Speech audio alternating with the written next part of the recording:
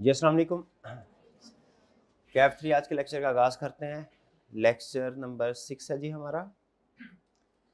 आज के लेक्चर में जो कंसेप्ट हमने स्टडी करना है डाटा गवर्नेंस में वो है लेवल्स ऑफ डाटा गवर्नेंस।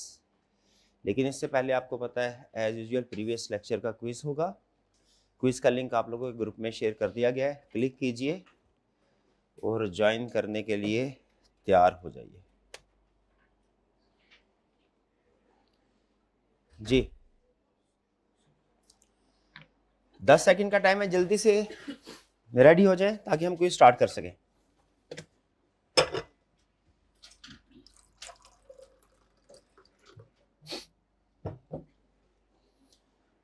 तैयार है जी?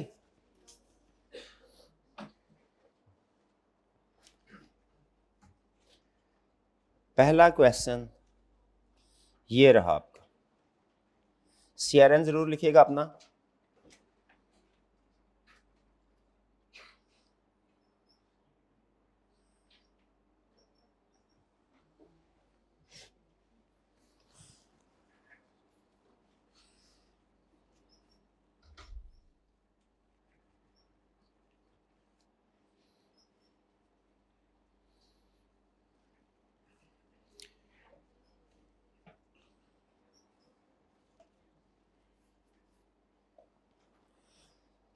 Objectives and components of data पे क्विज है हमारा आज का। करें multinational company confusion arouse when both finance and human source staff attempted to update employ salary information. Conflicts led to errors in payroll reporting. Error हो सकता है जब एक ही डाटा को दो लोग चेंज करने की कोशिश कर रहे होंगे तो एरर्स आ सकते हैं ना।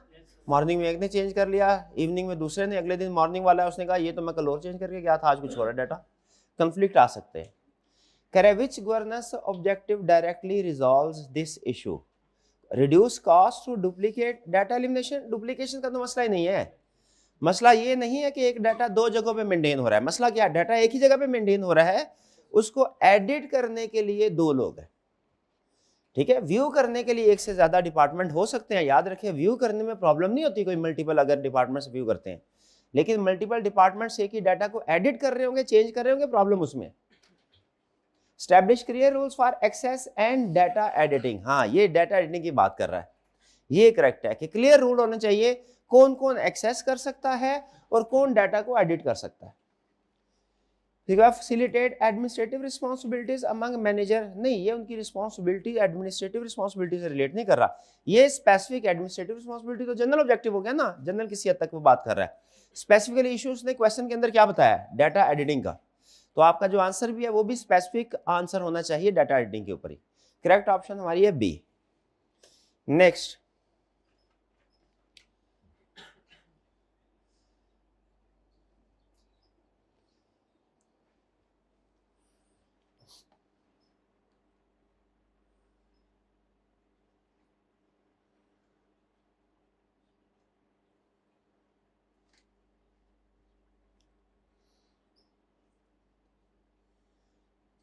हेल्थ रिकॉर्ड से रिलेटेड यूएसए में कोई स्टैंडर्ड्स हैं, रेगुलेशंस हैं, क्या इनको कंप्लाई करना चाहिए? डाटा गवर्नेंस का कौन सा ऑब्जेक्टिव है जो इंश्योर करता है कि ये जितने भी लॉज एंड रेगुलेशन है जो डाटा मैनेजमेंट में अप्लाई होते हैं कंप्लाई हो, वो meet compliance requirements by following legal standards. Compliance requirement से रिलेटेड। ठीक है,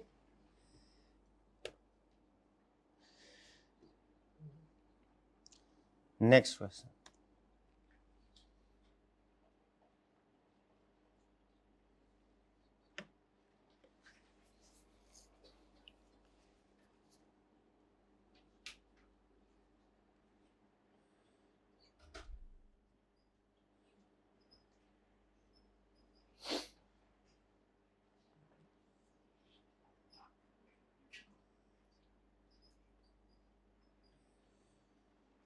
जी, क्वेश्चन के अंदर उसने स्पेसिफिक इशू क्या बताया है जिससे रिलेटेड ऑब्जेक्टिव आइडेंटिफाई करना, कि कस्टमर डेफिनेशंस के ऊपर कंफ्लिक्ट आ गया। ठीक है, अब इस सॉल्यूशन का, इस प्रॉब्लम का सॉल्यूशन क्या है, कौन सा ऑब्जेक्टिव इस तरह की प्रॉब्लम्स को खत्म करेगा? Reduce risk by encrypting marketing spreadsheets. नहीं नहीं, इंक्रिप्शन तो वो हैकिंग वगैरह से प्रोटेक्ट करते हैं। Reduce cost to eliminating old customer record, नहीं नहीं, ओल्ड कस्टमर रिकॉर्ड का प्रॉब्लम है ही नहीं। ये हमारे बहुत ज़्यादा ओल्ड कस्टमर का डाटा लाइफ साइकिल में कल हमने पढ़ा था ना, ओल्ड कस्टमर रिकॉर्ड को हम क्या करते हैं, फिर पहले आर्काइव कर लेते हैं, फिर उसके बाद डिलीट कर लेते हैं। So facilitation administration by appointing data steward, no, improve communication through shared data definition, ये है इस स्पेसिफिक प्रॉब्लम का कैसे रिलेट कर रहा है ये ऑब्जेक्टिव। असल में कल हमने ऑब्जेक्टिव्स पढ़े ना कि डाटा गवर्नेंस में ये होना चाहिए। आज वो टेस्ट क्या कर रहा है, वो स्पेसिफिक इश्यूज आपके सामने रख रहा है और आपसे पूछ रहा है बताओ वो कौन से वाला डाटा गवर्नेंस का ऑब्जेक्टिव होगा जो इन इश्यूज को एड्रेस कर देगा। तो आपने याद रखे जब भी ऑप्शन सेलेक्ट करनी है, जो आपको केस में उसने गिवन प्रॉब्लम बताई हुई ना स्पेसिफिक, उसका स्पेसिफिक सॉल्यूशन बताना है। ठीक है, अगर एक जनरल सॉल्यूशन भी मौजूद है और एक स्पेसिफिक सॉल्यूशन भी मौजूद है तो स्पेसिफिक सॉल्यूशन को प्रेफर करना है, जनरल को नहीं। नेक्स्ट क्वेश्चन,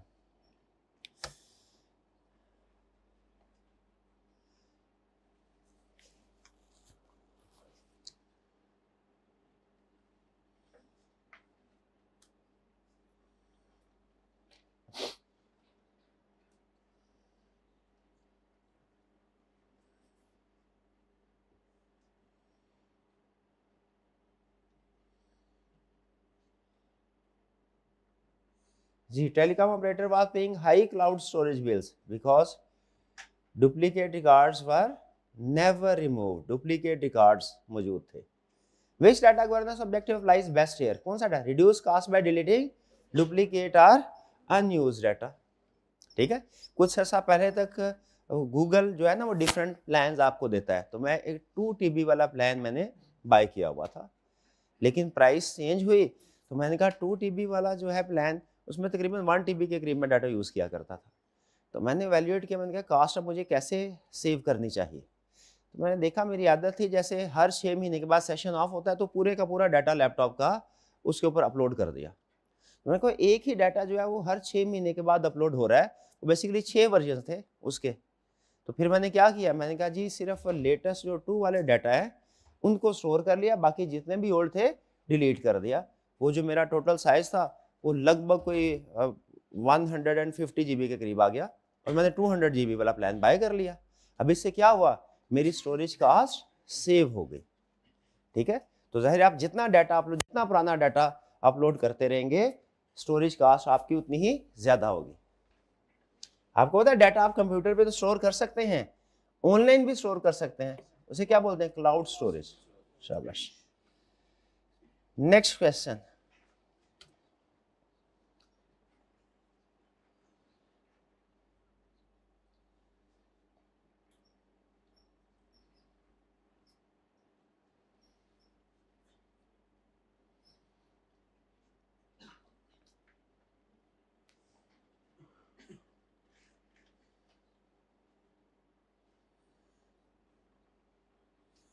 जी कंपनी भी स्टार्टअप फेज में है लेकिन मैनेजमेंट चाह रही है अभी से एक प्रॉपर गवर्नेंस पॉलिसीज इंप्लीमेंट कर दी जाए।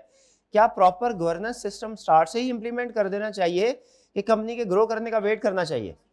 स्टार्ट से ही इंप्लीमेंट करना चाहिए ताकि जब भी ऑर्गेनाइजेशन स्केल अप हो हमें उस वक्त ज्यादा प्रॉब्लम्स ना आए। नेक्स्ट क्वेश्चन 6,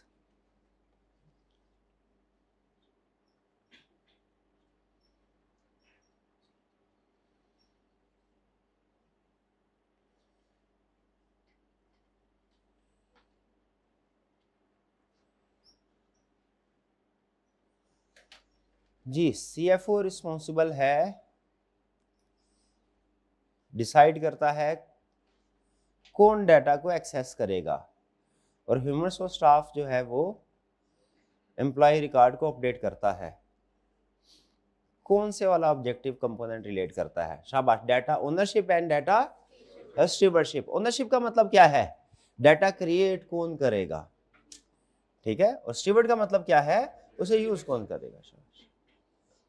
नॉर्मली दोनों में से किसकी पोजीशन सीनियर होगी? डाटा ओनर्स की।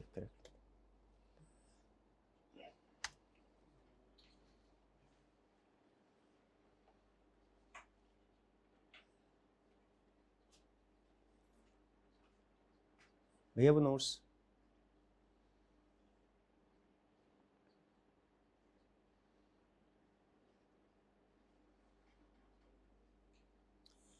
जी, ऑर्गेनाइजेशन ने पहले ये पॉलिसी बनाई कि सारे का सारा डाटा हमारा कस्टमर इंफॉर्मेशन इनक्रिप्टेड होगी।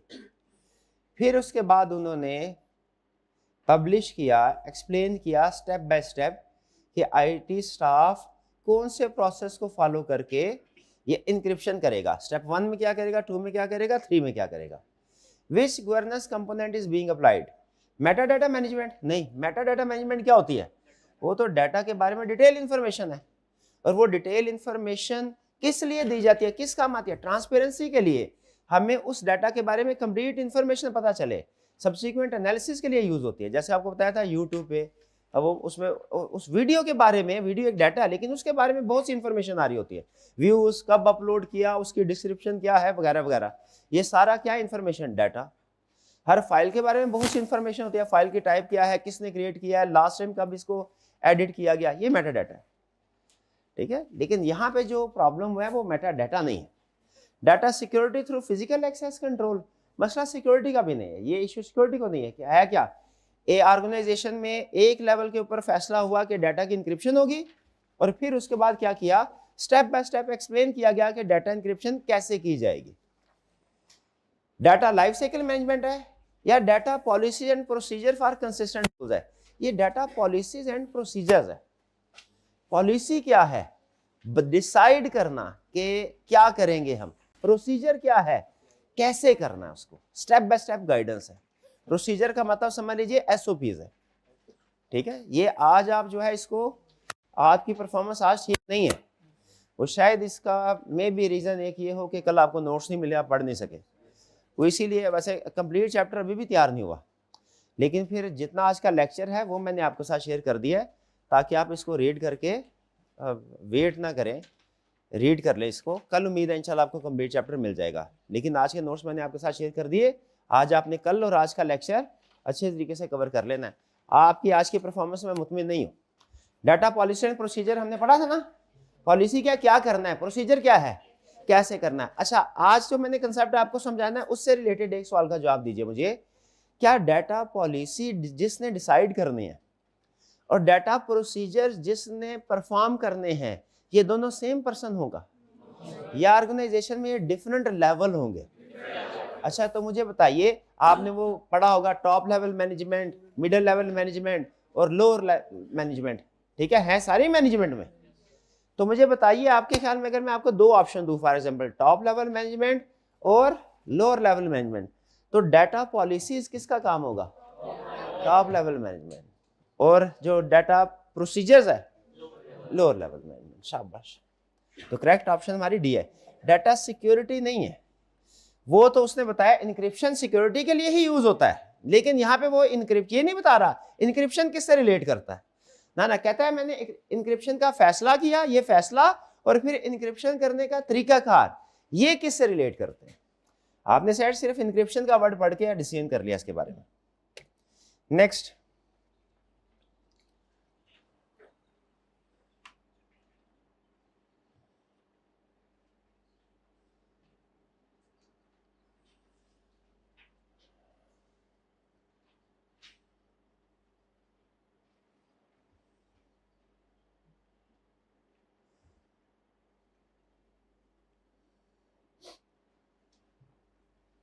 बिलिंग एड्रेस डिफरेंट है, shipping address, shipping system address different है जिससे डिलीवरी डिले हुई। डाटा क्वालिटी का कौन सा वाला aspect violate, accuracy, consistency. Consistency के एक सोर्स और दूसरा सोर्स कंसिस्टेंट नहीं है, एक जगह पे आपने घर का एड्रेस लिख दिया, एक जगह पे ऑफिस का एड्रेस लिख दिया। अब एड्रेस तो दोनों ही ठीक है, लेकिन दोनों एड्रेस मैच नहीं करते। कंसिस्टेंसी की प्रॉब्लम है इसमें, एक्यूरेसी की नहीं है। एक्यूरेसी तब होती है जब डाटा एड्रेस एक ही होता लेकिन वो एड्रेस गलत होता। नेक्स्ट,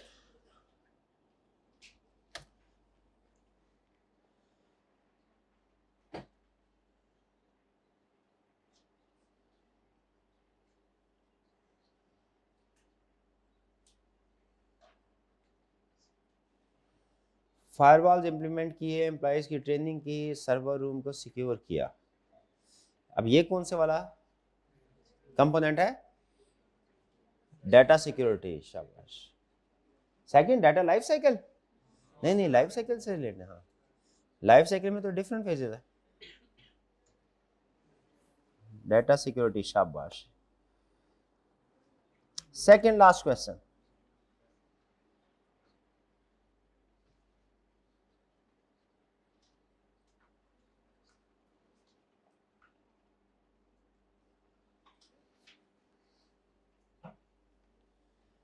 न्यू वेबसाइट लॉन्च की जिसमें कुकीज को डिस्प्ले करना जरूरी है। कंसेंट कुकीज को डिस्प्ले करने की कंसेंट लेना जरूरी है। कौन सा कंपोनेंट रिलेट करता है? कंप्लायंस। ओके, शाबाश। नेक्स्ट लास्ट क्वेश्चन हमारा,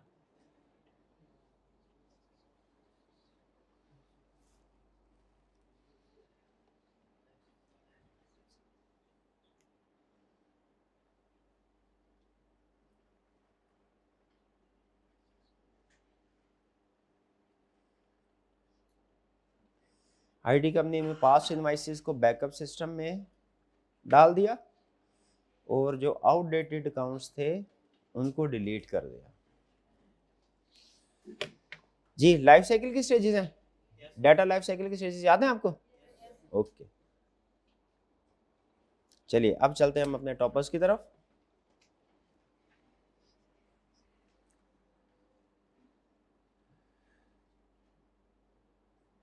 CRN लिखा करे, CRN को ब्लैंक ना छोड़ा करे, वो रैंडम नेम जनरेट कर देता है। जी, फर्स्ट पोजीशन किन की है? शाबाश। फर्स्ट पोजीशन किन नोट की है? ऑनलाइन वाले तो नहीं है, अच्छी बात है अगर ऑनलाइन है। Second position, third position, fourth position, fifth position hybrid में इधर, sixth position, seventh position, eighth position, ninth position, tenth position. चलिए, ये था हमारा क्विज। अब वापस चलते हैं हम अपने लेक्चर की तरफ। सबसे पहले प्रीवियस लेक्चर में से कोई भी क्वेश्चन पूछना चाहते हो पूछ लीजिए। प्रीवियस लेक्चर में हमने क्या सीखा था? हमने सीखा कि जिस तरह एक कंट्री को, एक सिटी को, एक कंपनी को मैनेज करने के लिए गुड गवर्नेंस की पॉलिसीज इंप्लीमेंट होनी चाहिए, उसी तरह एक ऑर्गेनाइजेशन के अंदर डाटा को मैनेज करने के लिए भी कुछ गुड गवर्नेंस पॉलिसीज होनी चाहिए। इन पॉलिसीज के कुछ ऑब्जेक्टिव्स पढ़े हमने और कुछ कंपोनेंट्स पढ़े। कंपोनेंट्स का मतलब, ऑब्जेक्टिव का मतलब ये है कि गुड गवर्नेंस को अगर आप अडॉप्ट करेंगे, डाटा मैनेजमेंट में गुड गवर्नेंस को अडॉप्ट करेंगे तो इससे आपको क्या फायदे हासिल होंगे, ऐसे है। और कंपोनेंट में हमने ये स्टडी किया कि गवर्नेंस किन किन एरियाज पे इंप्लीमेंट होनी चाहिए, गवर्नेंस किन किन एरियाज पे इंप्लीमेंट होनी चाहिए, उसमें हमें कौन कौन सी चीजें कवर करनी चाहिए। प्रीवियस लेक्चर में आपने इसको अंडरस्टैंड किया, घर जाके पढ़ा होगा। कोई क्वेश्चन पूछना चाहते हैं पूछ लीजिए। एक्टिव कस्टमर, उसने बेसिकली एक एग्जांपल दी है आपको कि ऑर्गेनाइजेशन के अंदर जो टर्म्स आप यूज करते हैं उनकी डेफिनेशंस क्लियर होनी चाहिए, ठीक है। अगर डेफिनेशन क्लियर नहीं, जैसे फर्ज कीजिए ये ऑनलाइन डिपार्टमेंट के लोग अक्सर एक कंप्लेन लेके आते हैं, तब वो एक इशू शेयर करते हैं कि रिपीटर्स के लिए डिस्काउंट है कॉलेज में, कि अगर आपने कॉलेज में एक सब्जेक्ट स्टडी किया है और आप नेक्स्ट अटेम्प्ट में उस सब्जेक्ट को दोबारा पढ़ रहे हैं तो आपके लिए डिस्काउंट है, ऐसा ही है। अब रिपीटर की एक डेफिनेशन है, लफ्ज रिपीटर है, उसकी एक डेफिनेशन है जो हम ऑर्गेनाइजेशन में यूज करते हैं। वो डेफिनेशन क्या है? वो स्टूडेंट्स जिसने पिछले सेशन में इसी कॉलेज से पढ़ा हो। आपको ये डेफिनेशन ठीक लग रही है? स्टूडेंट आके ये कहता है नहीं सर, रिपीटर की डेफिनेशन का ये मतलब नहीं है।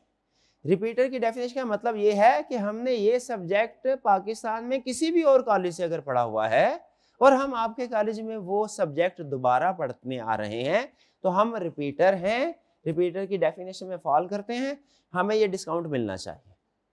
अब मुझे बताइए, एक कंफ्लिक्ट आ गया कि नहीं आ गया?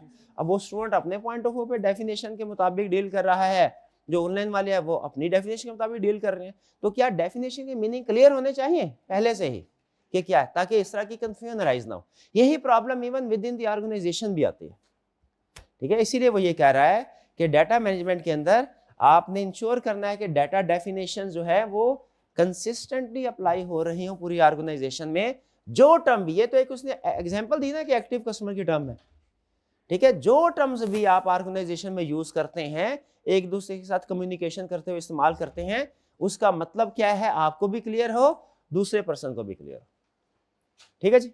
और कोई क्वेश्चन? मेटा डाटा क्या है?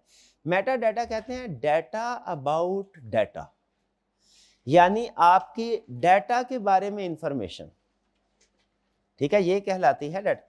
जैसे मैंने कल एग्जांपल दी थी कि फर्ज कीजिए आपको एक मैप दिया जाता है, गूगल मैप फॉर एग्जांपल, आपके इलाके का गूगल मैप, ठीक है जी। अब क्या सिर्फ मैप आपके सामने रख दिया जाए, है वो भी इंफॉर्मेशन, डाटा है ना, क्या काफी है, या आपको इस डाटा के बारे में भी कोई डाटा मजीद चाहिए? सर ये जो मैप की पिक्चर ली गई है ये किस वक्त की ली गई है? ये 1990 की पिक्चर है या 2025 की पिक्चर है? भाई ये इंफॉर्मेशन होनी चाहिए कि नहीं? फॉर एग्जांपल ये किस वक्त की पिक्चर है?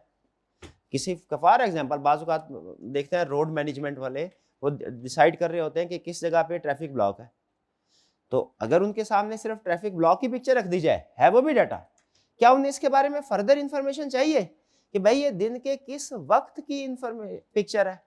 ये है डाटा अबाउट डाटा। आप अपने मोबाइल से कोई भी पिक्चर लेते हैं, वो डाटा है तो डाटा ही ना। क्या जब आप उस पिक्चर के ऊपर राइट क्लिक करके प्रॉपर्टीज में जाएं, आपको उस पिक्चर के बारे में मजीद इंफॉर्मेशन मिलती है? उसका फॉर्मेट क्या है, जेपीजी है या पीएनजी है या कोई और फॉर्मेट है, उसका साइज क्या है, ठीक है, समटाइम टाइम भी मेंशन होता है, किस टाइम पे पिक्चर ली गई। ये सारी जो एडिशनल इंफॉर्मेशन होती है वो उस एक फाइल के बारे में, उस एक डाटा के बारे में, ये सारी एडिशनल इंफॉर्मेशन मेटा डाटा कहलाती है। अच्छा, मेटा डाटा क्या होता है? मेटा डाटा एनालिसिस में काम आता है। आप अगर कंप्यूटर पे वर्क करते हैं ना, आप देखते होंगे कि बहुत सी फाइल्स अगर आपने एक ही फोल्डर में रखी है ना, तो बाज़ औक़ात आपको एनालिसिस करना पड़ता है। आप उस सारे डाटा को समटाइम कहते हैं मुझे अरेंज करके दो फाइल टाइप के लिहाज से, फिर कहते हो आप मुझे अरेंज करके दो टाइम के लिहाज से कि कौन सी फाइल कब क्रिएट की गई, मुझे अरेंज करके दो मॉडिफिकेशन के लिहाज से। अब ये सारी अरेंजमेंट सेलेक्ट करते रहते हैं, डाटा रीअरेंज होता रहता है। ये डाटा रीअरेंज कैसे होता है? क्योंकि हर फाइल के मेटा डाटा में ये सारी इंफॉर्मेशन स्टोर है। आप जो कमांड देते हैं वो उस फाइल की प्रॉपर्टीज में से रेलिवेंट इंफॉर्मेशन को निकाल के उसके मुताबिक फिल्टर करके डाटा आपके सामने प्रेजेंट कर देता है। तो मेटा डाटा बाद में सब्सिक्वेंटली क्लासिफिकेशन और फर्दर एनालिसिस के लिए यूज होता है। क्लियर हुई ये बात? ठीक है। मेटा डाटा जब लफ्ज आपके सामने आए, आपने फाइल की प्रॉपर्टीज को जहन में लेके आना है। ये बेहतर एग्जाम्पल है। अगर इससे समझ ना आए तो फिर YouTube पे जो डिफरेंट डिस्क्रिप्शन होती है ना वीडियो के बारे में इंफॉर्मेशन, इसकी लेंथ कितनी है, इसको अपलोड किसने किया, इसकी डिस्क्रिप्शन क्या है, किस वक्त अपलोड किया गया, व्यूज कितने हैं, ये सारी इंफॉर्मेशन जो उस YouTube वीडियो के बारे, ये क्या कहलाएगी? Metadata. क्लियर जी? और कोई क्वेश्चन? फिर नोट शेयर कीजिएगा इनके साथ जी। इंक्रीज डाटा वैल्यू, वो कहता है अगर डाटा आपका अच्छी क्वालिटी का होगा तो ये ज्यादा वैल्यूएबल होगा। ये आज के लेक्चर में मैंने इसको डिटेल में डिस्कस करना है। आज के लेक्चर में हम पढ़ने क्या जा रहे हैं ये समझिए, इसको लिंक कीजिए। सबसे पहले हमने पढ़ा डाटा गवर्नेंस में ऑब्जेक्टिव्स क्या होंगे, क्लियर? वो सारे अच्छे अच्छे ऑब्जेक्टिव, अच्छे अच्छे फायदे हमने वहां पे डिस्कस कर दिए। फिर हमने ये स्टडी किया कंपोनेंट्स क्या होंगे हमारे डाटा गवर्नेंस के। कंपोनेंट से मुराद ये है क्या है कि हमने गुड गवर्नेंस को इंप्लीमेंट करने के लिए किन किन एरियाज पे काम करना है, डाटा में किस किस चीज को हमने इंश्योर करना है, या किन किन एरियाज में कौन से वाले हमारे एस्पेक्ट्स होंगे डाटा के जो हम कवर करेंगे। ये है कंपोनेंट। आज के लेक्चर में कल के लेक्चर में क्या पढ़ा था, क्या करना चाहिए हमें, डाटा कंपोनेंट क्या सिखाता है हमें, क्या क्या चीजें आपको करनी चाहिए। आज का लेक्चर क्या सिखाएगा, किसको करना चाहिए। कल का लेक्चर क्या था, क्या करना है, आज का लेक्चर क्या है, किसको करना है। वो कहता है जो ऑब्जेक्टिव्स है ना, ऑब्जेक्टिव्स, इनको मीट करने के लिए ऐसा नहीं है कि सारा काम कोई एक ही पर्सन करेगा या एक ही लेवल ऑफ मैनेजर करेगा, नहीं नहीं नहीं, हमने इस सारे टास्क को डिस्ट्रीब्यूट करना है 3 हिस्सों में। कंसेप्ट समझ लीजिए, उसके बाद एग्जांपल आसान होगी। मेन कंसेप्ट समझ ले पहले, इसको कहते हैं लेवल्स। ठीक है, कल क्या सीखा, क्या एक्टिविटीज, आज क्या सीखने जा रहे हैं, कौन सा लेवल ऑफ मैनेजमेंट उन एक्टिविटीज को परफॉर्म करेगा, उन एक्टिविटीज को एग्जीक्यूट करने में इन्वॉल्व होगा। इसको कहते हैं levels of data governance. Levels of data governance को आपने मैच करना है, जैसे किसी ऑर्गेनाइजेशन में लेवल्स ऑफ मैनेजमेंट होते हैं, एक top level management, middle management, operational management, ऐसे या इसको थोड़ा सा रीनेम करते हैं, स्ट्रेटजिक लेवल मैनेजमेंट और टैक्टिक लेवल मैनेजमेंट और ऑपरेशनल मैनेजमेंट। भाई ऐसे ही होता है ना मैनेजमेंट के 3 लेवल के कंपनी के, लेकिन वो किस लिए होता है भाई, इंसानों को कैसे हैंडल करना है, वो किस लिए है, वो लेवल ऑफ मैनेजमेंट किस लिए, इंसानों को कैसे हैंडल। यहां पे जो लेवल हम स्टडी करने जा रहे हैं ये लेवल ऑफ मैनेजमेंट नहीं, लेवल ऑफ डाटा गवर्नेंस है। डाटा को कैसे हैंडल करना है, कौन लोग हैंडल करेंगे। ऑर्गेनाइजेशन में 3 तरह के लेवल बना दिए जाते हैं। एक लेवल होता है उसमें जो लोग मौजूद होते हैं वो है स्ट्रेटेजिक लेवल, वो स्ट्रेटेजिक लेवल पे डाटा गवर्नेंस इंश्योर करते हैं। दूसरा लेवल है टैक्टिक लेवल और तीसरा लेवल क्या है, ऑपरेशनल लेवल। ये जो स्ट्रेटेजिक लेवल के लोग हैं इनका मकसद क्या होता है, ये क्या करते हैं, ये डाटा के बारे में विजन या गोल डिसाइड करते हैं क्या होंगे, विजन और गोल्स डिसाइड कर, अल्टीमेट ऑब्जेक्टिव क्या होगा। ये स्ट्रेटेजिक लेवल के लोगों का काम है। कह रहा है ये क्या है, ये इसका मतलब है बिग पिक्चर डिसाइड करना। ठीक है, कि डाटा से हमने फ्यूचर में लॉन्ग टर्म में हमारे लिए ये एक वैल्यूएबल एसेट होगा, ये विजन एंड गोल डिसाइड कर रहे हैं। टैक्टिक लेवल में क्या हो रहा है, टैक्टिक लेवल में उस विजन या गोल को कन्वर्ट किया जा रहा है एक्शनेबल स्टेप्स में, कि ये विजन हमने अचीव कैसे करना है, विजन को प्लान में कन्वर्ट किया जा रहा है। ठीक है, विजन को प्लान में कन्वर्ट किया जा रहा है। और फिर इसके बाद ऑपरेशनल लेवल में क्या है, इस प्लान को डिफरेंट स्टेप्स के जरिए से एग्जीक्यूट किया जा रहा है, परफॉर्म किया जा रहा है। तीसरा स्टेप हमारा ये हो गया executing daily practices. Vision overall हमारा मकसद क्या है, फिर उसके बाद नेक्स्ट टैक्टिक में क्या करते हैं, उस विजन को प्लान में कन्वर्ट करते हैं। और ऑपरेशनल में क्या होगा, उस प्लान्स के मुताबिक एक्टिविटीज परफॉर्म की जाएंगी और उन एक्टिविटीज परफॉर्म करने में डे टू डे प्रॉब्लम्स तो आएंगी, और जितनी भी प्रॉब्लम्स आएंगी उनको साथ साथ मैनेज भी करते जाएंगे। यानी प्लान के मुताबिक एक्शंस होंगे, विजन प्लान एक्शन, यूं समझ लीजिए। डाटा गवर्नेंस के 3 लेवल कौन कौन से हैं, तीन, स्ट्रेटेजिक, टैक्टिक, ऑपरेशनल। स्ट्रेटजी क्या है, विजन डिसाइड होता है, टैक्टिक क्या है, प्लान्स, और फिर ऑपरेशन में क्या है, एक्शंस। एग्जांपल से समझते हैं। हमने एक कंपोनेंट में एक गालबन ऑब्जेक्टिव ये पढ़ा था, ये कंपोनेंट ऑब्जेक्टिव में था, एक ऑब्जेक्टिव कंपोनेंट में था compliance with laws and regulation. ऐसा ही है, अगर इसको हम इसकी एग्जांपल लेके चलें तो ऑर्गेनाइजेशन के अंदर टॉप लेवल पे ये डिसीजन होगा पहले कि हमने कौन से लॉ को कंप्लाई करना जरूरी है, कौन से लॉ को कंप्लाई करना जरूरी नहीं है। आप शायद ये सोच रहे हो कि हर लॉ को कंप्लाई करना चाहिए, लेकिन प्रैक्टिस में ऐसा होता नहीं है। तो इतने लॉज होते हैं, उनकी कंप्लायंस बाज़ वक़्त मुश्किल हो जाती है, या बाज़ वक़्त ऐसा होता है ऑर्गेनाइजेशन डिसाइड करती है कि पहले कौन सा लॉ कंप्लाई करना है प्रायोरिटी पे, पहले 6 महीनों में ये काम करते हैं, अगले 6 महीनों में फिर दूसरे लॉज की तरफ जाएंगे। तो किस लॉ को फौरी तौर पे कंप्लाई करना है, किस लॉ को फौरी तौर पे कंप्लाई नहीं करना है, ये फैसला किसने करना है, किस लेवल पे होगा, स्ट्रेटेजिक लेवल पे होगा। अच्छा, फिर इसके बाद क्या उसको कंप्लाई, लॉ को कंप्लाई कैसे करना है, ये डिसाइड करेंगे स्ट्रेटेजिक लेवल के लोग। नहीं, बॉस का ये काम नहीं होता ऑर्गेनाइजेशन। बॉस ने ये बताना होता भाई ये काम करो, उस काम को करना कैसे है, उसका प्लान ऑफ एक्शन किसने डिसाइड करना है, मिडिल लेवल मैनेजमेंट ने। टैक्टिक लेवल के लोग डिसाइड करेंगे कि हमने ये लॉज हैं, ये लॉज जो हैं इनमें ये रिक्वायरमेंट्स हैं, ये वाली रिक्वायरमेंट ये पर्सन फिल करेगा, ये वाली रिक्वायरमेंट ये पर्सन फिल करेगा। ये प्लान देना, ठीक है, ये विजन को कन्वर्ट किया प्लान में, ये किसका काम होगा, टैक्टिक लेवल का। ये टैक्टिक लेवल डाटा गवर्नेंस। और ऑपरेशनल लेवल पे क्या होगा फिर, वो जिसकी जो ड्यूटी लगाई गई है वो उसके मुताबिक उसको इम्प्लीमेंट करेगा, डे टू डे अपने ऑपरेशन एग्जीक्यूट करेगा। अच्छा, जब वो एग्जीक्यूट करेगा, याद रखिए दुनिया का कोई भी काम हो उसमें कुछ ना कुछ प्रॉब्लम जरूर आती हैं, याद रखिएगा। आप कोई भी काम कर, आपको लग रहा होगा अभी पढ़ाई बड़ी मुश्किल है, पढ़ाई छोड़ के कहीं पे कोई और काम करना शुरू कर दें तो आपको पता चलेगा वो काम भी उतना ही मुश्किल है गालबन, या शायद उससे ज्यादा होगा।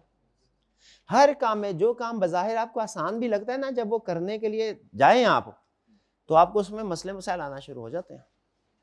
आईटी एक बुक में एक शब्द था हमारे ज़माने में, जो आईटी बुक होती है उसमें एक बात बड़ी अच्छी लिखी थी। उसने कहा आप जब कोई भी काम करना शुरू करेंगे ना, अगर आपको पता है कि ये काम 10 तरीकों से ख़राब हो सकता है, उस काम को करना शुरू करें, आपको 11वां तरीका भी पता चल जाएगा कि काम ख़राब कैसे हो सकता है। ठीक है, तो हर काम में प्रॉब्लम आएगी। तो मुझे बताइए, अच्छा ये प्रॉब्लम किन को आएगी भला? क्या ये प्रॉब्लम स्ट्रेटजिक लेवल पे आएंगी? क्या ये टैक्टिक लेवल पे आएंगी? कहाँ पे आएंगी? ये ऑपरेशनल लेवल पे। ऑपरेशनल लेवल पे डाटा इश्यूज सामने आएंगे, तो ये साथ साथ ही क्या करेंगे, जहां पे प्रॉब्लम आएगी क्या ऑपरेशन वाले रुक जाएंगे? क्या नहीं, उसको रिजॉल्व करते जाएंगे। सामने आएगी उसको रिजॉल्व करते जाएंगे। अक्सर प्रॉब्लम तो खुद ही रिजॉल्व कर लेंगे, कहीं पे ज्यादा मसला होता है तो जाहिर है वो फिर अपने टॉप जो लेवल मैनेजमेंट उनसे कॉन्टेक्ट करेंगे। तो ये हमारे 3 लेवल हैं डाटा गवर्नेंस के, स्ट्रेटजिक लेवल, टैक्टिक लेवल और ऑपरेशनल लेवल। क्लियर जी? चलिए आगे अब इनको थोड़ा डिटेल में स्टडी करते हैं। स्ट्रेटजिक लेवल में क्या होगा? स्ट्रेटजिक लेवल में याद रखिए, ये हर कंसेप्ट में ये पढ़ाया जाता है नॉर्मली। इवन जो कॉर्पोरेट गवर्नेंस है, ये तो हम डाटा गवर्नेंस पढ़ रहे हैं ना, कंपनी के अंदर एक कंसेप्ट होता है कॉर्पोरेट गवर्नेंस, कि जो कंपनी के दूसरे डिपार्टमेंट्स या ह्यूमन पर्सोनल्स काम कर रहे हैं उनको कैसे मैनेज करते हैं। उनमें भी पहली चीज यही होती है कि आपने किसी भी चीज को ऑर्गेनाइजेशन के अंदर अगर कामयाब करना है ना, सबसे पहले जो टॉप लेवल पे लोग है, मैनेजमेंट है, उनका हाथ आपके सर पे होना चाहिए। क्या कहते हैं वो उनका आशीर्वाद होना चाहिए, उनकी कंसेंट होनी चाहिए, उनकी सपोर्ट होनी चाहिए। क्योंकि अगर टॉप लेवल मैनेजमेंट के जो लोग हैं, सीईओ, सीएफओ वगैरह, डायरेक्टर्स, उनकी सपोर्ट नहीं है ना, आप कोई कंपोनेंट, कोई पॉलिसी इंप्लीमेंट कर ही नहीं सकते। देखिए फर्ज कीजिए, अगर आपने डाटा स्टीवर्ड्स का कंसेप्ट अप्लाई करना है, उसके लिए वर्कर्स चाहिए कि नहीं चाहिए? टीम चाहिए, टीम की सैलरी चाहिए। अगर टॉप लेवल मैनेजमेंट आपका बजट ही अप्रूव ना करे, उसकी तरफ से सपोर्ट ही ना हो, ठीक है, एग्जीक्यूटिव लेवल पे अगर आपकी सपोर्ट ही मौजूद ना हो टॉप लेवल मैनेजमेंट में, तो क्या ऑपरेशनल लेवल पे वर्क अच्छे तरीके से हो सकता है? नहीं हो। इसलिए कह रहा है सबसे पहले ऑर्गेनाइजेशन में जो टॉप लेवल के लोग हैं उनकी सोच ऐसी होनी चाहिए। ठीक है, अगर उन्होंने कभी आईटी के बारे में कुछ पढ़ा ही नहीं, डाटा मैनेजमेंट का उन्हें कुछ पता ही नहीं है, तो वो कहेंगे डाटा क्या, कुछ भी नहीं, तो इससे कोई फर्क नहीं पड़ता। ठीक है, आप भी अगर आप देखें, बहुत से लोग ऐसे हैं जो कि कंप्यूटर्स की बजाय वो मैनुअली काम करने को प्रेफर करते हैं। प्रैक्टिस में जाएंगे, बहुत से पुराने लोग ऐसे, वो कहते हैं ये क्या है, हमारा कैलकुलेटर लेके आओ, एक्सेल क्या है इसको साइड पे रखो, कैलकुलेटर पे कैलकुलेशन करेंगे, फिर हम आपको बताते हैं क्या आंसर है।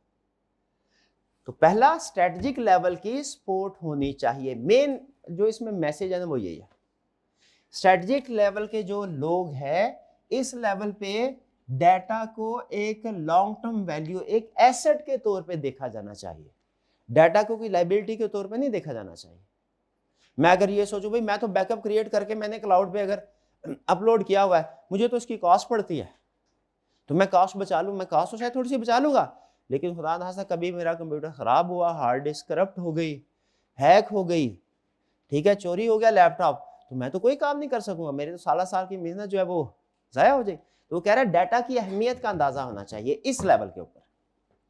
ठीक है, ये डाटा को उसी तरीके से एक एसेट के तौर पर ट्रीट करे जैसे वो टेंजिबल एसेट्स को ट्रीट करता है, मशीनरी को ट्रीट करता है, बिल्डिंग जैसे कीमती है, जैसे एसी कीमती है, उसी तरीके से डाटा भी कीमती है।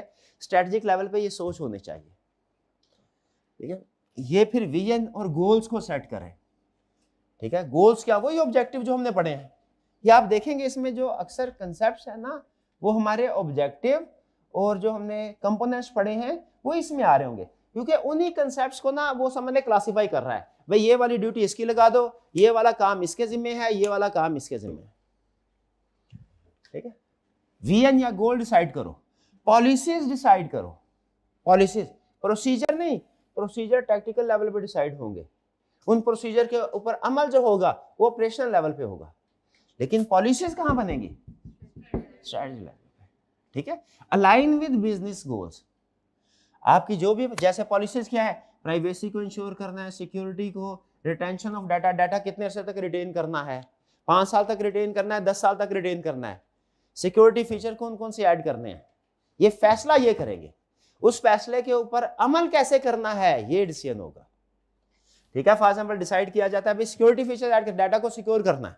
अब सिक्योर करने के लिए मार्केट में 500 तरह की एप्स और सॉफ्टवेयर है, अब कौन से वाले सॉफ्टवेयर को यूज करना है और उसमें स्टेप बाय स्टेप फिर क्या करना है ये डिसाइड करें, टेक्निकल लेवल पे डिसीजन होगा, और फिर उसके ऊपर जो अमल होगा ऑपरेशनल लेवल पे। ठीक है, अगर आपने वो 3 लेवल ऑफ मैनेजमेंट पढ़े हुए हैं ना, तो ये कंसेप्ट आधा आपने किया हुआ है कवर। कितने स्टूडेंट्स से पढ़े हुए 3 लेवल ऑफ मैनेजमेंट, शाबाश। किस सब्जेक्ट में पढ़े थे, आई टू, बेहतरीन हो गया, बेहतरीन। क्रिएट गवर्नेंस फ्रेमवर्क, एक फ्रेमवर्क डिसाइड करें जिसमें हो कि हमने बाकायदा एक, जैसे ऑर्गेनाइजेशन के अंदर डिफरेंट डिपार्टमेंट होते हैं ना, कि ये फाइनेंस डिपार्टमेंट है, फाइनेंस के सारे काम ये देखेगा, पूरा डिपार्टमेंट एस्टैब्लिश किया जाता है कि ऑलरेडी कोई बंदा जो कोई दूसरा काम कर रहा है उसे कहा जाता है तुम फाइनेंस का काम भी कर लो, ऐसे होता है क्या, एक पूरा डिपार्टमेंट अलग से होता है।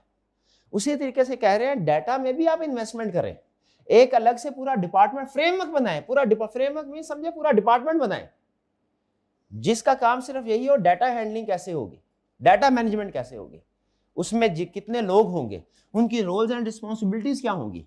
यहाँ पे लफ्ज फ्रेमवर्क से आपके जहन में आ जाना चाहिए, पूरा डिपार्टमेंट होना चाहिए डाटा मैनेजमेंट का कंपनी के अंदर। ये पार्ट टाइम जॉब नहीं है, फुल टाइम जॉब है। ठीक, और ओवरसाइट करने के लिए कोई गवर्नेंस काउंसिल होनी चाहिए। जैसे बाज़ ऑर्गेनाइजेशन में देखा होगा इंटरनल ऑडिट होता है कि देखने के लिए सारी एक्टिविटीज सही तरीके से चल रही है कि नहीं। मार्केटिंग का पूरा डिपार्टमेंट होता है कि जो मार्केट में जो कस्टमर के सेंटीमेंट्स हैं उनका एनालिसिस कर रहा होता है। ठीक है, अच्छा डिसीजन हो तो जब मार्केटिंग के लिए अलग डिपार्टमेंट हो सकता है, ह्यूमन सोर्स के लिए अलग डिपार्टमेंट हो सकता है, तो फिर क्या डाटा मैनेजमेंट के लिए अलग डिपार्टमेंट नहीं हो सकता, उसके लिए बिल्कुल हो सकता है। फ्रेमवर्क वो डिसाइड करेगा रोल रिस्पॉन्सिबिलिटी कौन ओवरसी करेगा। और फिर एग्जेक्टिव स्पॉन्सरशिप भाई सबसे, भाई बाकी चीजें भी अहम है लेकिन सबसे अहम समझ लीजिए क्या है, हम एग्जेक्टिव लेवल के स्ट्रेटेजिक लेवल पे उनसे कहना भैया हमें जरा फंड रिलीज करने, क्योंकि हमने आगे जो भी काम करना है ना वो पैसों के बगैर तो नहीं होने वाला। छोटा सा सॉफ्टवेयर भी बाय करना है उसके लिए तो पैसे चाहिए, तो स्पॉन्सरशिप होने, स्पॉन्सरशिप कौन करेगा, टॉप स्ट्रेटेजी के ऑपरेशन वाले अपनी जेब से कर देंगे। कोई मसला हुआ ना, कंपनी को करोड़ों का नुकसान हो जाए, याद रखें ऑपरेशनल लेवल के लोग अपनी जेब से 1000 रुपया नहीं लगाएंगे, ये असूल याद रखिएगा। कंपनी को चाहे करोड़ों का नुकसान, अपनी जेब से कोई ऑपरेशनल लेवल, तो इसीलिए बजट्स होने चाहिए बकायदा स्पॉन्सर। तो कुछ रोल क्लियर हुआ हमारा कि लेवल्स ऑफ डाटा गवर्नेंस में पहला लेवल कौन सा है, स्ट्रेटेजिक लेवल। ये ओवरऑल लेवल पे काम करते हैं, बिग पिक्चर को सामने रख के डिसाइड करते हैं, छोटी छोटी डिटेल्स इनका काम नहीं है। क्या स्ट्रेटेजिक लेवल के फंक्शंस क्लियर हुए? चेक पॉइंट, यहां पे कोई प्रॉब्लम है तो पूछ लीजिए, शाबाश। हाँ, इसमें डायरेक्टर्स इन्वॉल्व होंगे, यहां डायरेक्टर लेवल के लोग इन्वॉल्व होंगे। Next tactic level. Tactic level ने क्या करना है, जो विजन, जो आइडिया स्ट्रेटेजिक लेवल पे लोगों ने दिया है उसको एक एक्शनेबल प्लान में कन्वर्ट करना, डूएबल प्लान बना के देना। ये बेसिकली डूएबल प्लान बना के देते हैं। अगर स्ट्रेटेजिक लेवल के लोग अपना विजन इनको बता देना, इनको समझ में नहीं आनी। और कई दफा ऐसा होता है कि जैसे होता है ना हमारे ऑर्गेनाइजेशन में भी लेयर्स हैं, तो अगर कभी ऐसा था दरमियान में जो मिडिल लेवल मैनेजमेंट का बंदा अगर छुट्टी पे चला जाए और जो डायरेक्ट जो हम ऑपरेशनल लेवल पे एक्सास करें, यकीन कीजिए उन्हें हमारी बात की समझ ही नहीं आती।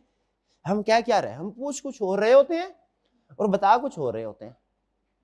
वो फिर क्या, फिर व्हाट्सएप पे हम मैसेज करते हैं वो टेक्निकल लेवल की मैनेजमेंट को, टेक्निकल लेवल की मैनेजमेंट फिर ऑपरेशनल लेवल को कॉन्टैक्ट करती है, उनसे फिर इंफॉर्मेशन हमें लेके देती है। तो ये इनका काम, टेक्निकल लेवल का काम यही है कि जो टॉप लेवल मैनेजमेंट पे डिसीजन हुए स्ट्रेटेजिक लेवल पे, वो ऑपरेशन लेवल पे उनको प्लान बना के देना। वरना ऑपरेशन लेवल के लोगों का एक ही जवाब, सर ये नहीं हो सकता। स्ट्रेटेजिक लेवल वाले कुछ भी कह देंगे, ऑपरेशन वाले ने क्या करना, नहीं नहीं सर ये नहीं हो सकता, ये नहीं हो सकता, ऐसे नहीं, ये ऐसे जो चल रहा है वही ठीक है, वही ठीक है, ऐसे नहीं हो सकता। ठीक है, नॉर्मली जो ऑपरेशन लेवल के लोग होते हैं ना, स्टेटस को के हामी होते हैं, जो चल रहा है सर वही ठीक है। ठीक है, तो इसलिए दरमियान में टॉप लेवल के मैनेजमेंट के लोगों को, आप सोच रहे होंगे जब स्ट्रेटजी लेवल में काम हो रहा है तो टेक्निक की क्या जरूरत है, स्ट्रेटजी डायरेक्ट ऑपरेशन, उनके दरमियान में कम्युनिकेशन गैप भी बहुत ज्यादा है। तो उस जो आइडिया स्ट्रेटजिक में लेवल मैनेजमेंट ने प्रोवाइड किया है, या उस पर स्ट्रेटजिक लेवल डाटा गवर्नेंस में जो लोग हैं उन्होंने आइडिया प्रेजेंट किया है, उस आइडिया को डूएबल टास्क में कन्वर्ट करते हैं technique, convert strategy into action plan, उस प्लान को इंप्लीमेंट करते हैं, बताते हैं क्या स्टेप बाय स्टेप क्या काम करना है, टाइमलाइन कितने अरसे में करना है, इस स्टेप के ऊपर इतना टाइम लगेगा, इस स्टेप के ऊपर इतना टाइम लगना है, और फिर इसमें लिए रिसोर्सेज कौन से चाहिए, ये सारे फैसले टेक्निकल लेवल मैनेजमेंट करती है। वो डिफाइन करते हैं डाटा ओनर्स कौन होंगे, जो भी न्यू पॉलिसी इंप्लीमेंट करनी है उसमें डाटा ओनर्स कौन होंगे, डाटा कस्टोडियन कौन से होंगे, डाटा स्टीवर्ड्स कौन होंगे।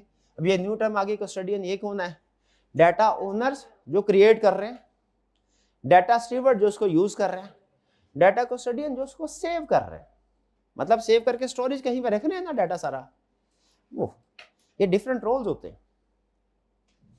फिर process and work flow, process कैसा चलेगा, मतलब कैसे हम one by one step by step activities को लेके चलना है हमने, उस प्रोसेस की मॉनिटरिंग भी होनी चाहिए। ठीक है, यानी प्रोसेस बना के, प्रोसेस एंड वर्क फ्लो बना के इन्होंने ऑपरेशनल लेवल के लोगों को दे दिया, भैया ये काम इस बंदे ने इतने वक्त में इस वक्त करना है, ये सारा कर दे, बस काफी है कि मॉनिटरिंग भी होनी चाहिए, ताकि इन लोगों को जो मसले मसाइल आ रहे हैं अव्वल तो ये खुद हल कर ले, जो मसला खुद हल नहीं कर सकते वो इनके सामने आ जाए, रिजॉल्व करे डाटा इश्यूज। ठीक है, कुछ डाटा इश्यूज इधर ही रिजॉल्व हो जाएंगे, याद रखें रूटीन नेचर के डाटा इश्यूज इधर भी रिजॉल्व हो जाएंगे, लेकिन अगर जो ये ऑपरेशनल के लोग रिजॉल्व नहीं कर पाते वो फिर किधर, इनको करना पड़ेगा। फिर डाटा स्टैंडर्ड्स होने चाहिए। ठीक है, नेम क्या होगा, फॉर्मेटिंग क्या होगी, क्लासिफिकेशन क्या होगी, हम जो भी डाटा सेव करेंगे किस फॉर्मेट के मुताबिक करेंगे, क्लासिफिकेशन उसकी क्या होगी, कैसे क्लासिफाई करना है, मेंटेन कैसे करना है। छोटी सी एग्जांपल, इसके साथ तो एक रियल एक्सपीरियंस, बड़ा बात छोटी सी है लेकिन बात का छोटी सी बातों पे बड़ी प्रॉब्लम हो जाती है।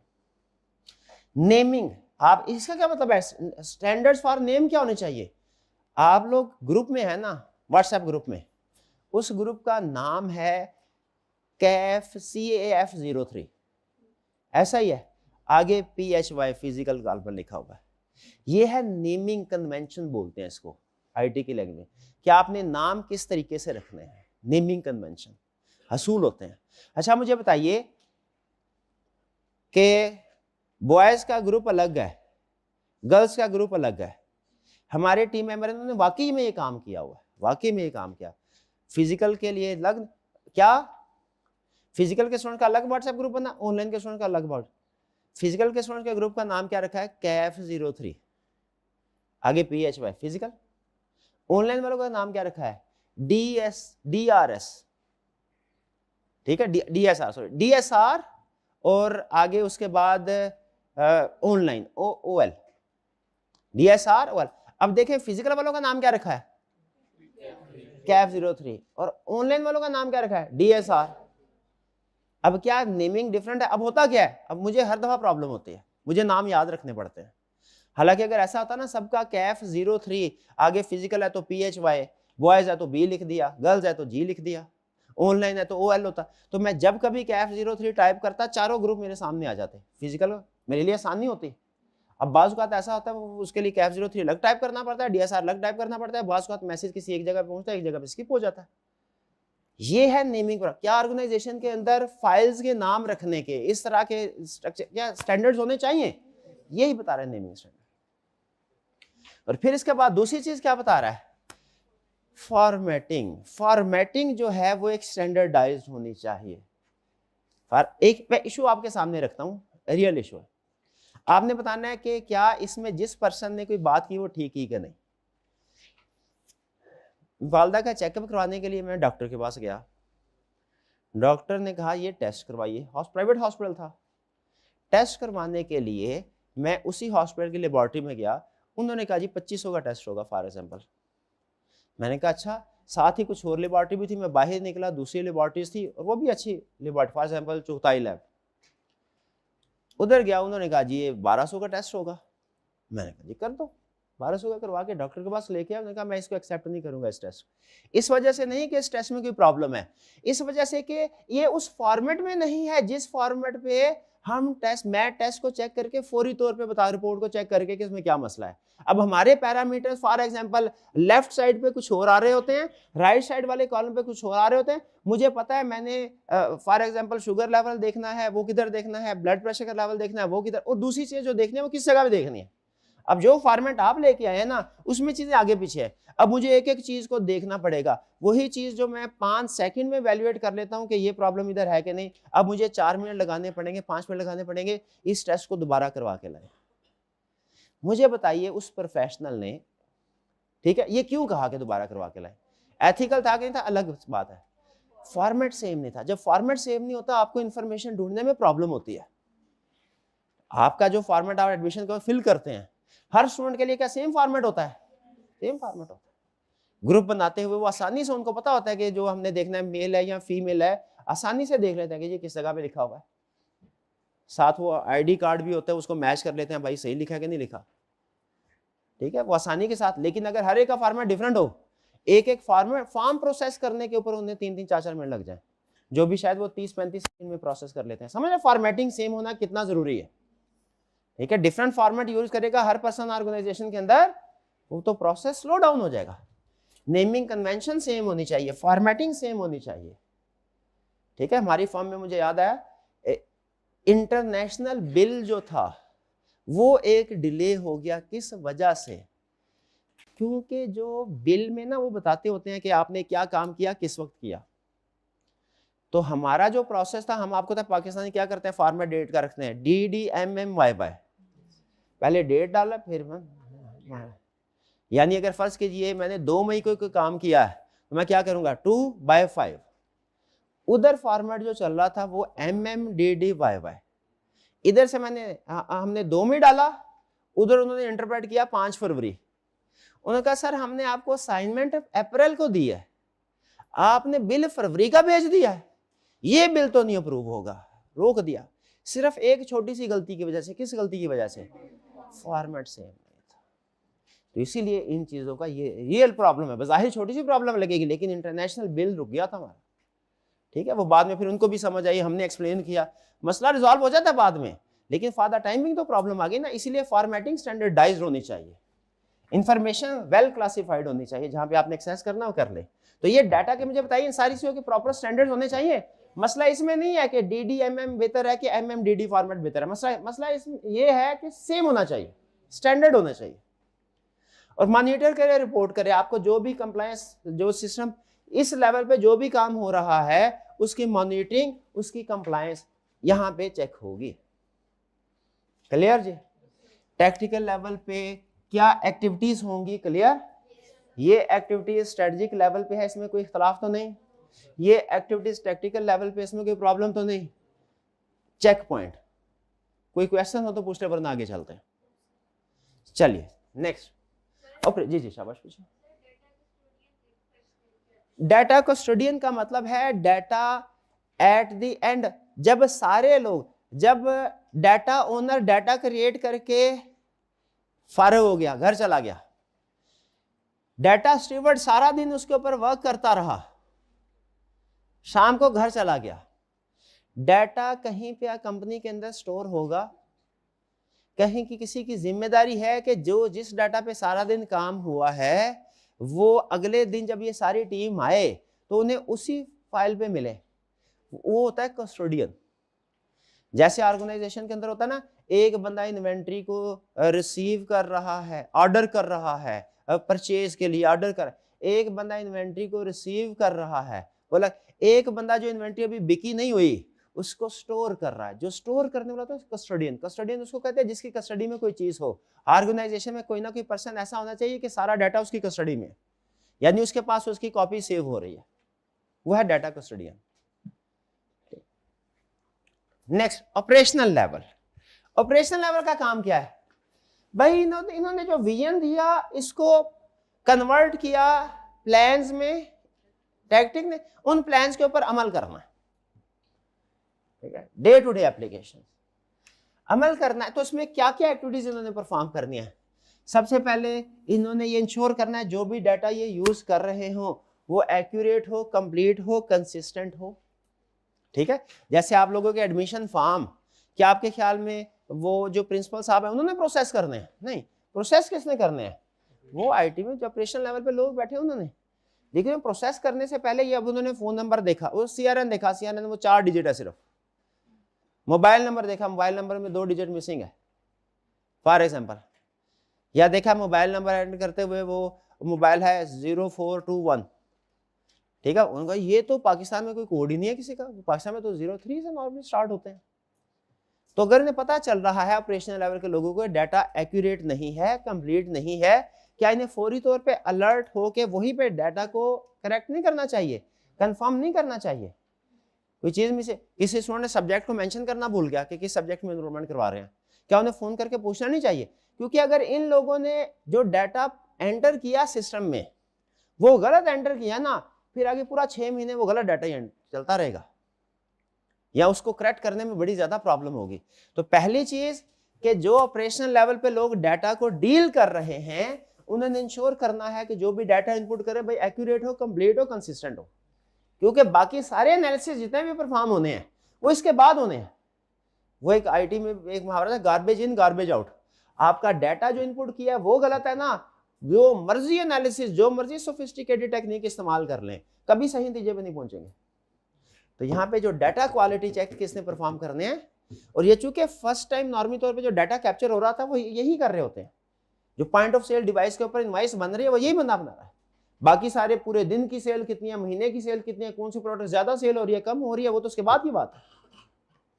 एक्सेस कंट्रोल, डाटा को जो लोग यूज कर रहे होंगे सबको हर तरह की एक्सेस होनी चाहिए, फुल एक्सेस देनी चाहिए हर एक को, या हर एक को एक्सेस कंट्रोल होने चाहिए। एक्सेस कंट्रोल का मतलब किसको क्या चीज की एक्सेस देनी है, ठीक है। अब मुझे ये बताइए, हमारी ऑर्गेनाइजेशन में कुछ वर्क है, एक मॉड्यूल है कैश का, जिसमें पूरे दिन में कितना कैश आया, कितना कैश एक्सपेंस हुआ, इसका रिकॉर्ड है। इसकी एक्सेस क्या ऑर्गेनाइजेशन में सारे एम्प्लॉइज को मिलनी चाहिए कि सिर्फ कैश डिपार्टमेंट के एम्प्लॉइज को मिलनी चाहिए? कैश में उसी तरह जिसका जो डाटा जो काम है उसकी एक्सेस दीजिए। परचेज में जो ऑपरेशनल लेवल पे लोग काम कर रहे हैं उन्हें सिर्फ परचेज सिस्टम की एक्सेस मिलनी चाहिए। सेल्स में जो लोग काम कर रहे हैं उन्हें सिर्फ, जो सेल्स में ऑपरेशनल लेवल पे लोग काम कर रहे हैं उन्हें सिर्फ सेल्स सिस्टम की एक्सेस में। यह है एक्सेस कंट्रोल। अब हमारे एलएमएस के ऊपर भी एक्सेस कंट्रोल्स हैं। स्टूडेंट को एक्सेस कंट्रोल दी जाती है कुछ और चीजों की। स्टूडेंट जो है वो व्यू कर सकता है नोट्स वगैरह, ठीक है, वो नोट्स को अपलोड नहीं कर सकता, वो सिर्फ अपना टेस्ट अपलोड कर सकता है। टीचर को जो स्टूडेंट से ज्यादा एक्सेस राइट्स दिए गए हैं, क्योंकि वो व्यू भी कर सकता है लेक्चर सही चल रहा है कि नहीं, साउंड क्वालिटी ठीक है कि नहीं, पिक्चर ठीक है, और टेस्ट भी अपलोड करने हैं उसने।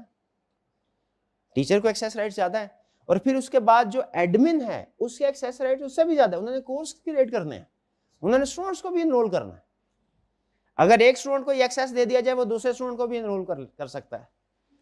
क्या ऑर्गेनाइजेशन के स्टूडेंट के पॉइंट ऑफ व्यू से ना सोचे, ऑर्गेनाइजेशन के पॉइंट ऑफ व्यू से सोचे, क्या ये एक्सेस देनी चाहिए? जो व्हाट्सएप के ग्रुप होते हैं उसमें भी आपको पता है एक्सेस राइट्स होते हैं। एडमिन ऐड कर सकता है या रिमूव कर सकता है। जो नॉर्मल ग्रुप मेंबर है उसके एक्सेस राइट्स डिफरेंट है, वो मैसेज तो कर सकता है लेकिन वो ग्रुप को ऐड नहीं कर सकता। ये एक्सेस राइट्स होते हैं। एक्सेस कंट्रोल बेस्ड परमिशन, जिसका जो काम है उसके लिहाज से उसको परमिशन दी जाए। मेटा डाटा, लाइनेज और लाइनेज। मेटा डाटा तो हमने एक्सप्लेन कर दिया। लाइनेज का मतलब क्या है कि आपका डाटा में पूरी उसकी हिस्ट्री हो, सारी उसकी डाटा की जन्म कुंडली का रिकॉर्ड रखना, ये क्या है? Data lineage. डाटा क्रिएट कहां से हुआ, कैसे प्रोसेसिंग हो रही है, कब कब क्या, एक तरह से पूरी हिस्ट्री समझ लीजिए उसकी, पूरी लाइफ लाइन उस डाटा की, डाटा लाइनेज, लाइनेज से समझ लाइफ लाइन पूरे, स्टार्ट कहाँ से हुआ, कैसे प्रोसेसिंग हुई, कैसे कैसे ट्रांसफॉर्म हुआ, पहले फॉर्म क्या थी, बाद में क्या फॉर्म थी। ठीक है, जैसे फॉर एग्जांपल अगर हम एक सैलरी जो है पेमेंट पे हुई है, सैलरी की अमाउंट पे हुई है किसी एम्प्लॉय को, तो आपके सामने टोटल अमाउंट आ रही होगी, लेकिन उसके अंदर जो डाटा लाइनेज में आपके पास ये ऑप्शन होगी, आप देख सके कि सबसे पहले स्टार्ट क्या हुआ था, कि ये किस पर्सन की सैलरी है, उसने किस डिपार्टमेंट में वर्क किया, उसके बाद उसका कौन सा रेट लग के उसको अमाउंट कैलकुलेट हुई, फिर उसके बाद किस डिपार्टमेंट में गया, कैलकुलेशन किस पर्सन ने की, अप्रूवल किसने की, उसके बाद ये फाइनल किस दिन पेमेंट हुई, ये सारा जो रिकॉर्ड होता है ये डाटा लाइनेज कहलाता है। ठीक है, इसमें इंफॉर्मेशन है, मेटा डाटा थोड़ा सा कंसेप्ट मिलता जुलता है, इसमें इंफॉर्मेशन है, इसमें एक्टिविटीज है, प्रोसेस है, थोड़ा सा फर्क समझे। मेटा डाटा में क्या है, फाइनल इंफॉर्मेशन, क्या क्या हुआ, इसमें सारा प्रोसेस, पहले क्या, बाद में क्या, बाद में क्या, बाद में क्या, रिजॉल्व डाटा इशू, ये थोड़ा सा अहम है, इसमें जरा अटेंशन चाहिए। ऑपरेशनल लेवल पे जो लोग हो गए उनको जो डाटा इश्यूज कौन कौन से फील करना है, आसान भी है। क्या ऐसा हो सकता है डाटा इनएक्यूरेट हो, क्या डाटा नाम गलत पंच कर दिया, इनएक्यूरेसी, क्या इनको डाटा इंश्योर करना चाहिए एक्यूरेट हो, शाबाश। दूसरा इनकंसिस्टेंसी, इनकंसिस्टेंसी का मतलब क्या, वही एग्जांपल, इनवॉइसिंग में अलग एड्रेस है और डिस्पैच शिपमेंट के लिए अलग एड्रेस है, इनकंसिस्टेंसी भी एक मसला है, इशू है, वो भी रिजॉल्व होना चाहिए। डाटा इनकरेक्ट होना, रॉन्ग होना, ये भी मसला है, इनकंसिस्टेंट ये भी मसला है, डुप्लीकेट है डाटा, क्या ये भी प्रॉब्लम है। अगर एक स्टूडेंट ने 2 सब्जेक्ट्स में एडमिशन लेना है, क्या उसे दोनों सब्जेक्ट्स का अलग अलग एडमिशन फॉर्म फिल करना चाहिए कि एक ही एडमिशन फॉर्म में दोनों ऑप्शन देनी चाहिए। अब ये छोटा सा डिसीजन है, अगर आपने ये गलत कर लिया, आपने कहा स्टूडेंट हर एक के लिए अलग फॉर्म सबमिट करवाएगा, डाटा डुप्लीकेशन हो जाएगी, स्टूडेंट का काम भी डबल, आईटी वालों का काम भी डबल, इसीलिए डुप्लीकेशन को एक मसला समझा जाता है। ठीक है, और स्टोरेज कॉस्ट भी डबल। मिसिंग या इनकम्प्लीट इंफॉर्मेशन, इसको समझते हो ना इश्यूज को, आप जो अपना एडमिशन फॉर्म है उसको ज़हन में ले आए, जो आपने कॉलेज में एडमिशन फॉर्म ऑनलाइन सबमिट करवाएगा, ये सारी प्रॉब्लम उससे समझ आ जाएगी क्या क्या प्रॉब्लम हो सकती है। डुप्लीकेट, फिर इसके बाद मिसिंग या इनकम, हो सकता है एक स्टूडेंट का फॉर्म 2 दफा प्रोसेस हो जाए। मिसिंग या इनकम्प्लीट इंफॉर्मेशन, कोई फील्ड रिक्वायर्ड थी, CNAC सबमिट नहीं करवाया बच्चे ने। फिर इसके बाद फॉर्मेट मिसमैचेस, फॉर्मेट मिसमैचेस का मतलब क्या है, वही कि एक जगह पे फॉर्मेट डिफरेंट है, दूसरी जगह पे फॉर्मेट डिफरेंट।